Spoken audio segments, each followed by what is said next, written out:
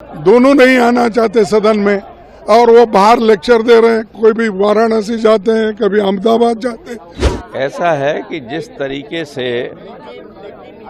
लोगों को, संसद सदस्यों को निलंबित किया जा रहा है, उसके बाद लगता ही नहीं है कि उसके विपक्ष का कोई औचित्य रह गया इनके दिमाग में। अभी ये तो देखा ये जो हो रहा है देश में बहुत गलत हो रहा है। और क्या मांग थी हमारी? हम सिर्फ एक रिप्लाई, जो हादसा हुआ है, जो हल्ला हुआ है संसद में, उस पर सिर्फ चर्चा चाह रहे हैं। ऐसे क्या मांग हम कर रहे हैं? संसदीय प्रणाली को समाप्त करने के लिए एक षड्यंत्र है।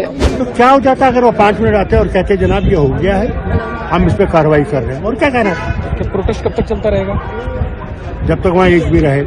चलिए, 92 सांसद सस्पेंड कर दिए गए हैं। अब तक के संसदीय प्रणाली के इतिहास में पहली बार इतने सांसदों को निलंबित किया गया है। कैसे देखते हैं आप इसको? क्योंकि सरकार कह रही है प्री प्लान स्ट्रैटेजी थी विपक्षी नेताओं की, हाउस को डिस्टर्ब करने की, इसीलिए ये काम किया गया।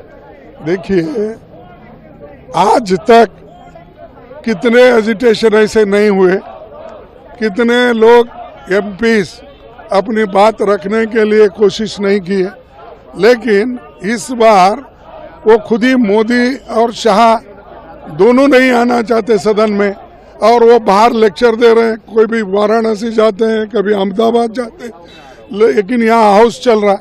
ये तो सदन की गरिमा को वो लोग एक तरफ से उन्होंने अपमान किया है, और जो लोग अपमान करते हैं डेमोक्रेसी का, और वो हमको पाठ पढ़ाते हैं। और ये मुझे बड़ी दुख की बात है कि सदन के दोनों स्पीकर और चेयरमैन साहब दो एमपीज को प्रोटेक्शन न करते हुए उनको मनमाने सस्पेंड किया गया।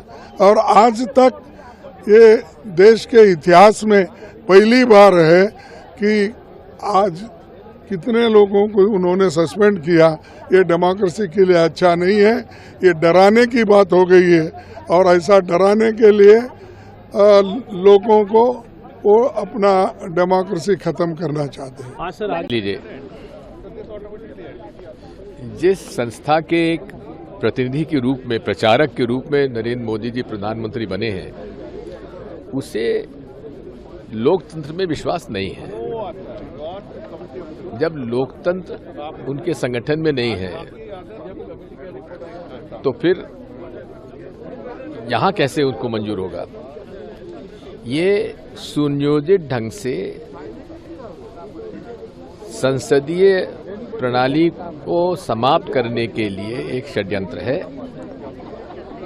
और पार्लियामेंट्री डेमोक्रेसी न रहे उसको बदनाम करने के लिए है। एक दूसरा, यदि आप पैरेलल देखें तो हिटलर ने भी यही रास्ता अपनाया था। वो संसद में चुनकर आया था, सरकार बनाई थी कोalition की, और धीरे धीरे उन्होंने संसद को बदनाम करने के लिए, संसद जल गई उस समय, किसने जलाई वो नहीं मालूम। अब इस संसद को इररेलेवेंट बनाने के लिए ये सारी प्रक्रिया है कि संसद को डिस्कशन में क्या होता है। मैं तो ये कहता हूँ कि यही स्मोक गैस, यदि कोई जहरीला गैस हो जाता, एक ये मैंने थोड़ा रिसर्च किया है,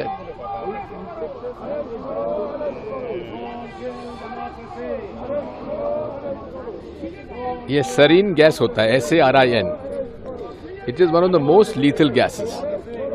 अगर स्मोक गैस की बजाय सरीन गैस उन्होंने छोड़ दिया होता और कोई फिदायीन होता, खुद में मर जाए, कोई दिक्कत नहीं, तो जितने सदन में उपस्थित लोग थे 5 मिनट के अंदर सब चले जाते।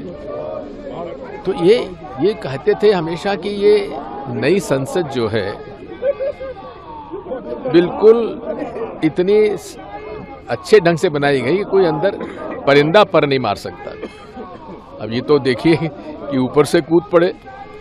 दूसरी बात यह है कि वहाँ की सिक्योरिटी क्या कर रही थी, उनको साथ में कूदना चाहिए था। हमें कोई ऐसी बात नहीं। वो कह रहे गृह मंत्री का जवाब नहीं बनता है, जो क्योंकि संसद की सुरक्षा का मामला वो संसद स्पीकर के विशेष अधिकार में आता है। मुझे ये बताइए, पुलिस किसके हाथ में है?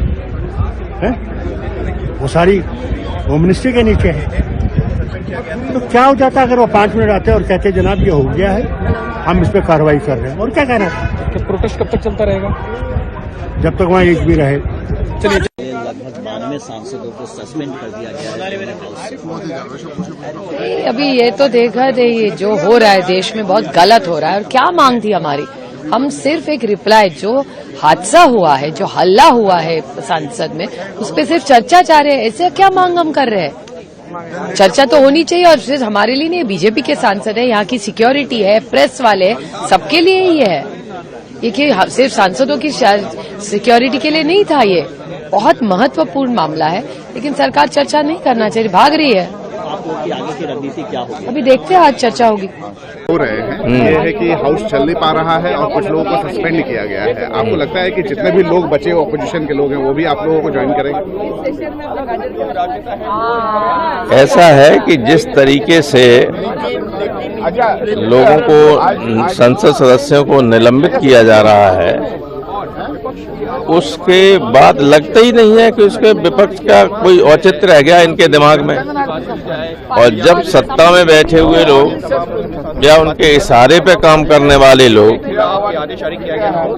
विपक्ष को बिल्कुल नॉन एंटिटी की तरह देखने लगे, तो लोकतंत्र का कोई अर्थ नहीं रहता। आपको लगता है कि आपने जो काम किया उसके लिए सस्पेंशन होना?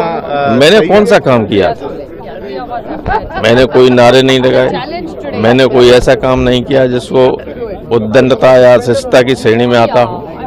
लेकिन अब किया तो चेयरमैन, और चेयरमैन का जो आदेश है वो तो हमें माननी होगा। चेयरमैन को पुनर्विचार करना चाहिए। अब मैं नहीं कहूंगा पुनर्विचार करने के लिए, अगर पुनर्विचार करते ही तो हमें सस्पेंड ही नहीं करते। एक मिनट भाई, क्या कर रहे हो यार आप? आज इंडिया अलायंस की बैठक भी है, लगता है कि महत्वपूर्ण बैठक है और सब लोग ये लगा रहे हैं कि इंडिया अलायंस में अब दम नहीं रहा, सीट शेयरिंग को लेकर चर्चा नहीं करते हैं। जो ये कह रहे दम नहीं रहा, they are living in fools paradise.